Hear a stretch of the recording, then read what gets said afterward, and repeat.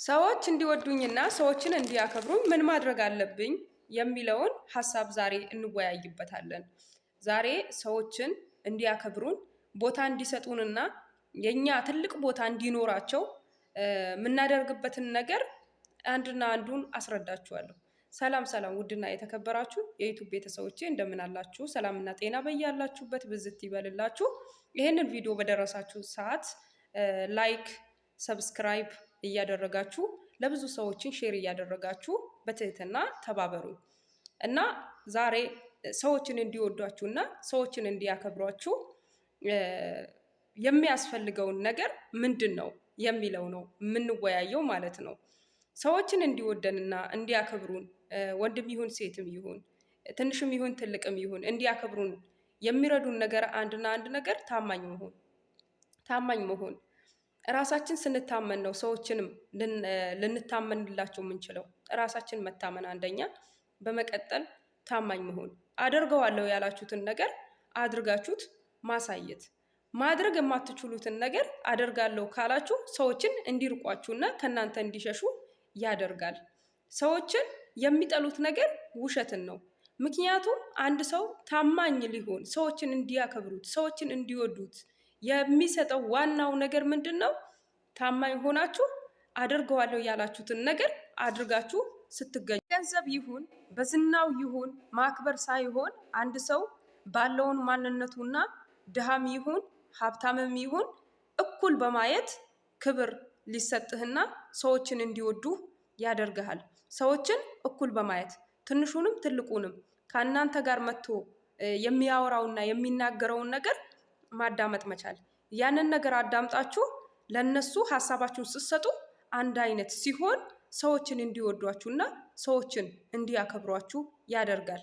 እናንተ ትልቅ ሀብት ትልቅ ዝና ቢኖራችሁ ራሱ የበታችሁ ሆናችሁ የሰዎችን ስትታዘዙ ይበልጥ በሰዎች ዘንድ ተወዳጅ ትሆናላችሁ። ምክንያቱም የሰው ልጅ ዝቅ ማለት ነው ያለበት። ትልቅ ስለሆነ በትልቅነቱ ማክበር ያለብን ፈጣሪ ብቻ ነው። አክብረው እንጂ ውደደው እንጂ ሰዎችን ትልቅ ነው የምንለው ነገር የለም።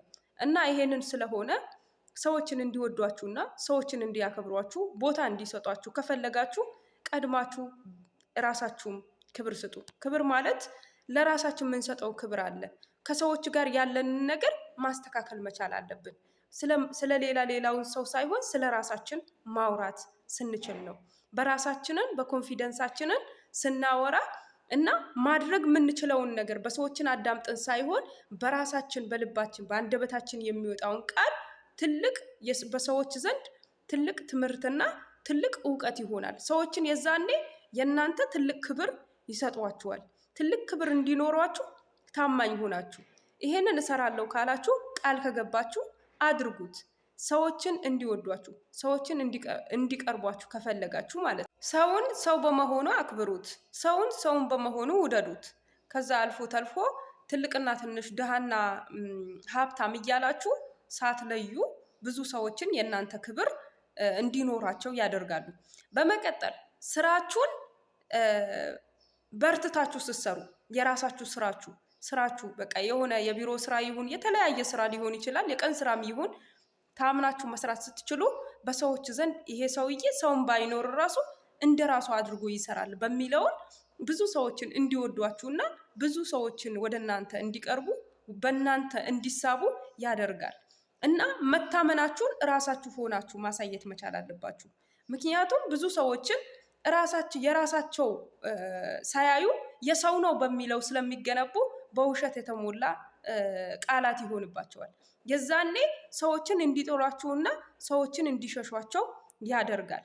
ሰዎችን እንዳይሸሸን በራሳችንና በስራችን ትጉህ ሆነን ስንገኝ ሰዎችንም መርዳት ስንችል በቻልነውን ያህል ቢያንስ በቃላት በንግግር ማበርታት ስንችል ይሄንን ሰው እውነትም ቦታ አለው እውነትም ብሎ ሰዎችን እናንተን መፈለግ ያደርገዋል ማለት ነው። እናንተን እንዲወድም ይበልጥ ወደ እናንተ እንዲሳብም ያደርገዋል። ይሄንን ነገር እንዲሆንላችሁ ከፈለጋችሁ ራሳችሁን ቀድማችሁ ማክበር መቻል አለባችሁ። ራሳችሁ ማክበር ስትሉ ስራ ቦታችሁ ይሁን የምታደርጉት እያንዳንዱ ነገር ይሁን ከቤት ውስጥ ላይ ይሁን የምታደርጉት ነገር በታማኝነት ማድረግ መቻል አለባችሁ። የሰው ነው ይሄ ምንም አያረግም በሚለው ሳይሆን የኔ ነው የሚለውን አድርጋችሁ በራሳችሁ እንትን ብላችሁ ስትሰሩ ሰዎችን እንዲወዷችሁና እንዲያከብሯችሁ ያደርጋል። ሰው አለ ሰው የለም ብላችሁ ጠብቃችሁ የምታደርጉ ነገር ከሆነ ይሄንን ነገር የእናንተን ጎጂ ነው፣ የዛም ሰውን ጎጂ ነው። ምክንያቱም እናንተ ይበልጥ ትጎዳላችሁ። አንደኛ ውሸት በመዋሻታችሁ እውነታው አድርጋችሁ ብታሳዩ ያንን ነገር ይበልጥ እናንተን እንዲያበረታና ይበልጥ እናንተን ደግሞ ታማኝነታችሁ እየጨመረ ይሄዳል።